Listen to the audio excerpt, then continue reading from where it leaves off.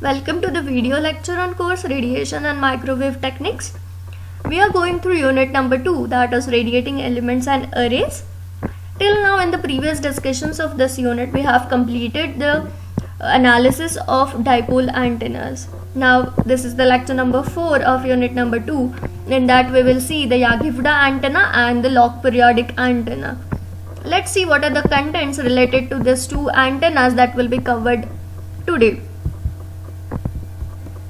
Learning outcomes: introduction to Yagi-Fuda antenna, the structure of Yagi-Fuda antenna, design of 3-element Yagi-Fuda antenna, advantages, disadvantages and the applications of Yagi-Fuda antenna, and same goes with the log periodic antenna. So introduction to log periodic antenna, structure of different types of log periodic antenna, advantages, disadvantages and the applications of log periodic antenna. Coming to the learning outcome, after completion of this lecture, students will be able to understand the Yagi-Fuda antenna structure. They will be able to design 3-element Yagi-Fuda antenna and will know its applications. And also they will understand the log periodic antenna, different types of log periodic antenna and the applications of log periodic antenna. So starting with the today's lecture, we will first go through Yagi-Fuda antenna and then we will see the log periodic antenna. Basically this Yagi-Fuda antenna, when you were small, you might have seen this antenna on the rooftops of the houses. It was used for receiving the television signals. Nowadays they are replaced with the dish antennas, but in the earlier days you might have seen them on the rooftops of the houses. So what is Yagi-Fuda antenna? Yagi-Fuda antenna is an array antenna consisting of active element and one or more parasitic elements with the supporting structure. They are arranged collinearly and they are close together. As I said, there are active elements and the parasitic elements in the Yagi-Fuda antenna. So what are they? Active element is the element which is provided with the excitation. That is, it is connected to the feed, that is to the transmission line. Active element, it is also called as driven element. This parasitic element is the element that is not connected to any excitation. They receive excitation from the near field coupling from the active element. So this is the structure of Yagi-Fuda antenna. You can see there is a supporting structure on which we are having different elements placed. So basically this Yagi-Fuda antenna, it consists of a reflector. This is the driver element and the directors. So these are the three main components of Yagi-Fuda antenna. We will explore them in detail. So before going to the 3-element Yagi-Fuda antenna, we will see some basic concepts. So consider a dipole with a reflector. Just a combination of a reflector and a dipole antenna. You know this dipole antenna, consider it to be a half wavelength dipole antenna. It is an antenna which is having omnidirectional radiation pattern. You know, whenever this dipole antenna, if it is fed with current, what will happen? It will generate the magnetic field. You know, if the current is in the upward direction like this, by the right hand thumb rule, if the thumb is pointing up direction, the magnetic field will be denoted by the curled fingers. So the magnetic field will be in this direction, encircling over here. Similarly, the electric field will be in this direction as well as in this direction. So the electric field will be minimum, then going to the maximum, coming again to minimum. Similarly on this side, minimum, then maximum, and then coming to minimum. So a figure of 8 is formed by the electric field. So now whenever we use this dipole antenna along with a reflector, what happens? Whenever this dipole antenna, it starts radiating, it will radiate in this side as well as this side. So whatever the signal is propagating towards the reflector, it will get reflected back towards the dipole antenna. So what will happen because of this? We will get all the radiations in the one direction. So this antenna, it becomes highly directional antenna. It will radiate only in one direction. This linear dipole antenna, it has gain of 2 dBs, and a dipole antenna with reflector, it has directional radiation pattern with the gain of 5 dB. You can see over here there is less radiation in this side where the reflector is placed, and we are having maximum direction in only one direction. So now always the length of the reflector is more than the driven element. This is the rule, that always the length of the reflector must be more than the driven element. Always this reflector is 5% greater than the dipole antenna, that is the driven element. If the reflector's dimension is large, the signal radiated by the dipole gets reflected and the dipole radiates more in a particular direction towards the driver. Now we will consider a linear dipole with a director. So there is a dipole antenna along with a director. So this director helps in making the beam more compact, or it helps in shaping of the beam. Beam becomes more sharper. So what we will do now, we will make the combination of these two together and a 3-element Yaghiv antenna will be formed. So always the length of reflector is greater than the length of driven element, and the length of the driven element is always greater than the length of director. The spacing between each of the element is lambda by 4. So as you can see now here, what we have done, we have combined these 3 elements together, that is the active elements and the parasitic elements, they are combined together, and this 3-element Yaghiv antenna has been formed. So this is the reflector, this is the driver element, and this is the director. The radiation pattern, as I said, as we are using this combination, the directivity of Yaghiv antenna, it becomes more and it radiates more in a particular direction, and we will have small side lobes in the back direction, that is towards the reflector. So this is the H-plane pattern of 3-element Yaghiv antenna, and this is the E-plane pattern of 3-element Yaghiv antenna. Now the number of directors in the Yaghiv antenna, they can be increased. There can be n number of directors in the Yaghiv antenna. So the directors, they can be of same length or they can be in the decreasing order of the length. The length of director, it depends on director spacing, number of directors used, the desired pattern and the element's diameter. So on this factor, the length of the director, it depends. Now this structure, which is consisting of reflector, the driven element as a dipole and the director, it has some disadvantage. The first disadvantage is the bandwidth is less, and the driven element is a dipole which is having radiation resistance of 73 ohm. We know the lambda by 2 antenna, it has radiation resistance of 73 ohm.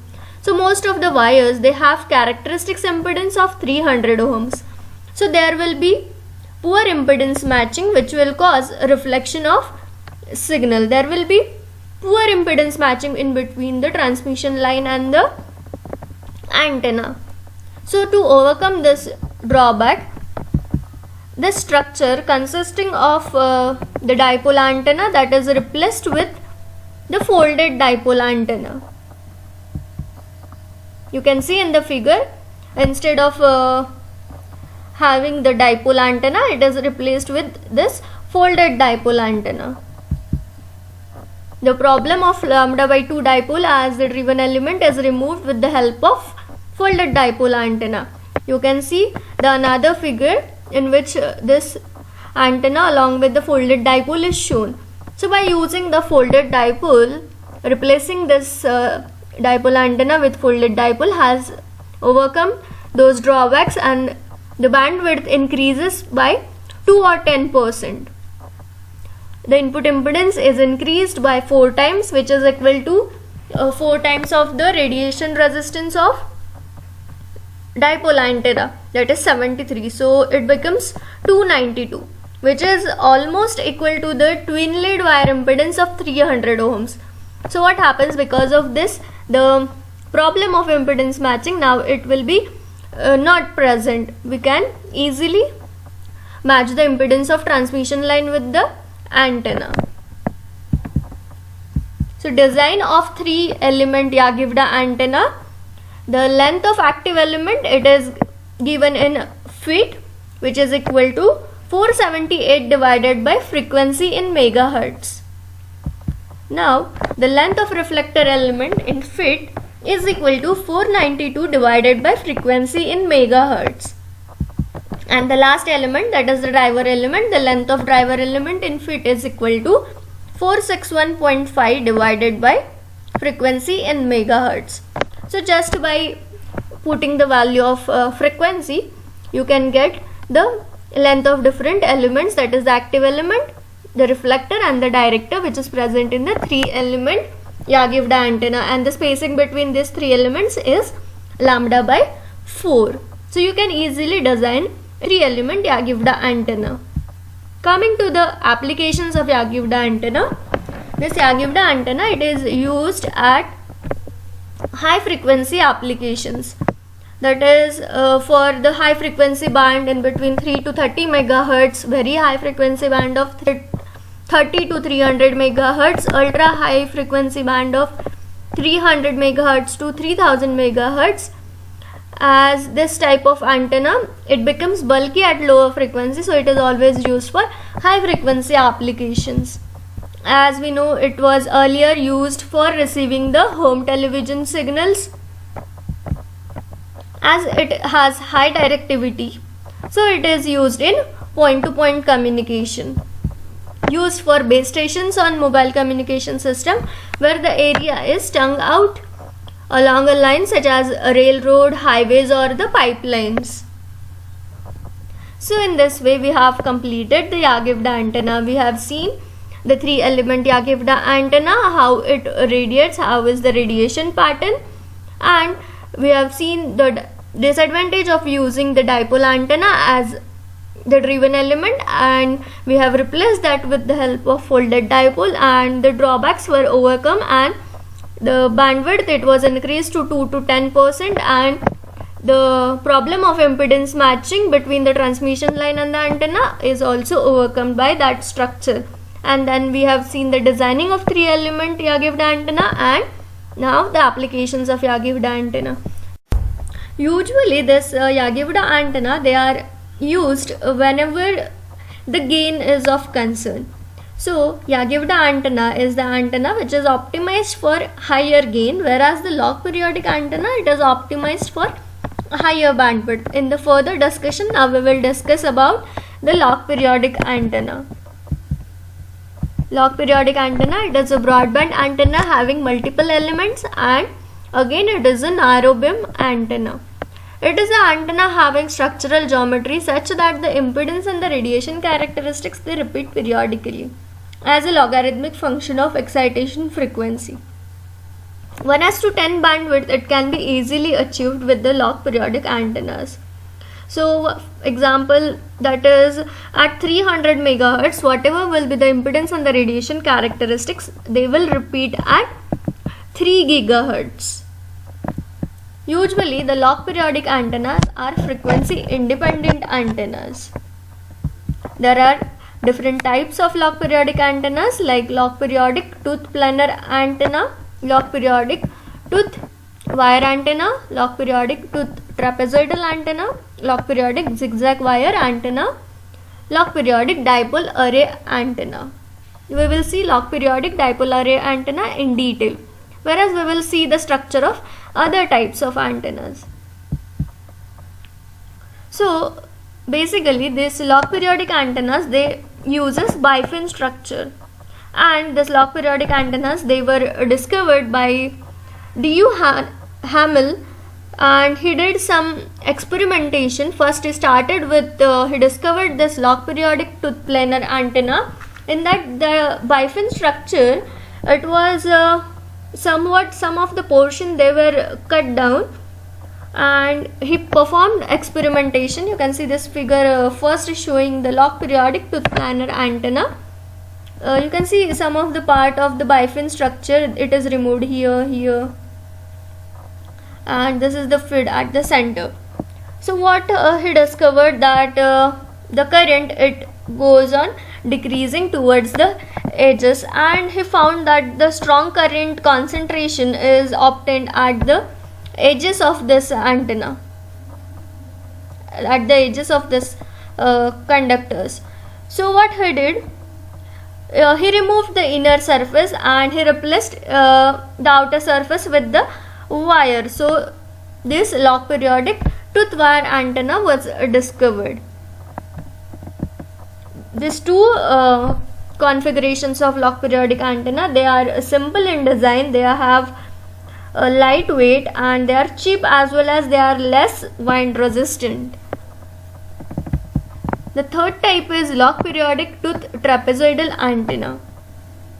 Just the difference between the log periodic tooth planar antenna and this trapezoidal antenna is that the structure, it was having curves at this side, but here in this trapezoidal antenna it is a straight line. This is the log periodic tooth trapezoidal planar antenna, and this is the log periodic tooth trapezoidal wire antenna shown in the figure. The next type is log periodic zigzag wire antenna. You can see in this bifin structure, it is having zigzag structure of wire. Now this is the most important type of log periodic antenna, which is most frequently used in many of the applications, is the log periodic dipole array antenna. It is a large periodic antenna which consists of dipoles which are arranged parallelly. You can see over here the dipole, these are the dipole antennas, they are arranged parallelly. This log periodic dipole array consists of dipole antennas which have length according to the logarithmic scale. You can see they are increasing with a logarithmic scale.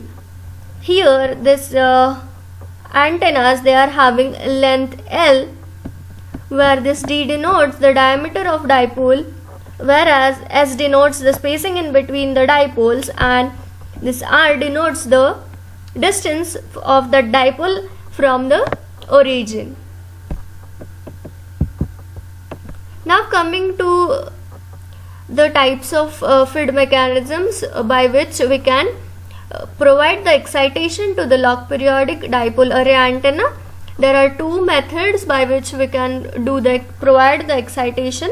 The first one is by doing the straight connection in between the dipoles to the feed, whereas the other one is the crisscross connection between the dipoles connected to the feed. Now we will do some analysis of log periodic dipole array antenna. For that, again consider the same diagram, and now here the scale factor is given with the tau, which is equal to Rn upon Rn plus 1, where you know what is Rn. Rn is the distance of nth dipole from the origin, whereas Rn plus 1 is the distance from Rn plus 1, the dipole, from the origin.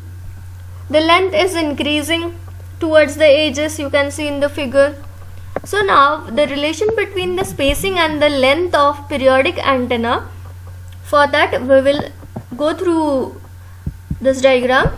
For that, you can see over here this antenna, it is bounded with the angle, that is alpha. Now if we consider just the upper part for the Rnth dipole, this distance will be Rn, while the length is total Ln, so in the half portion it will be Ln by 2. Similarly, the alpha will be alpha by 2. So if we calculate the tan alpha by 2, it will be Ln by 2 divided by Rn. Similarly, if we apply it for this L plus nth dipole, that will be, again the distance will be Rn plus 1. Over here the angle will be again alpha by 2, and the length will be Ln plus 1 divided by 2. So the tan alpha by 2 will be opposite upon adjacent, Ln plus 1 divided by 2 upon Rn plus 1. You can see over here. So after solving this, by doing the multiplication, cross multiplication, we get ln upon ln plus 1 equal to Rn upon Rn plus. If we compare the Yagivda antenna with the log periodic antenna, we can say that the Yagivda antenna, it does not follow any set pattern. The length, the spacing, the diameters of the Yagivda antenna, they are not fixed. Whereas the length, spacing, diameter, the gap spacing at the dipole centers of the log periodic array antenna, they increases logarithmically as defined by the inverse of the geometric ratio, that is tau. 1 upon tau is equal to ln plus 1 divided by ln, which is equal to Rn plus 1 divided by Rn, which is equal to dn plus 1 divided by dn, which is equal to Sn plus 1 divided by Sn. Now coming to the advantages, disadvantages and the applications of log periodic antenna. Log periodic antennas, they are designed to work across a wide range of frequencies, that is in the ultra high frequency ranges it is used. And as I said earlier, the 10:1 bandwidth is achievable with such a simple design of antenna.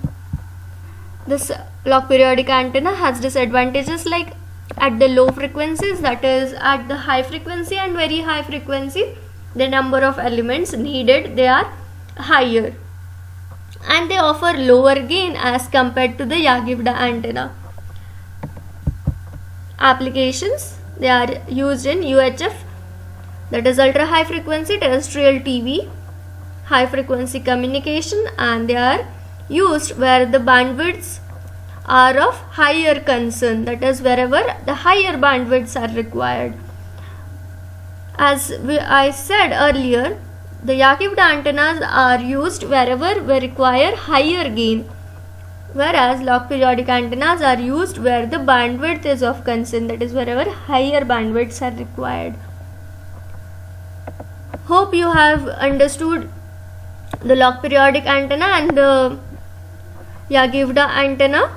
These both are the category of array antennas. This Yagivda antenna, it had the combination of active element and the parasitic element. Only the driver element, it was connected to feed, whereas in this log periodic antenna, all the dipole antennas, that is all of the elements of this antenna, they are connected to the feed, that is they are provided with the excitation. This is the difference between the log periodic antenna and the Yagivda antenna.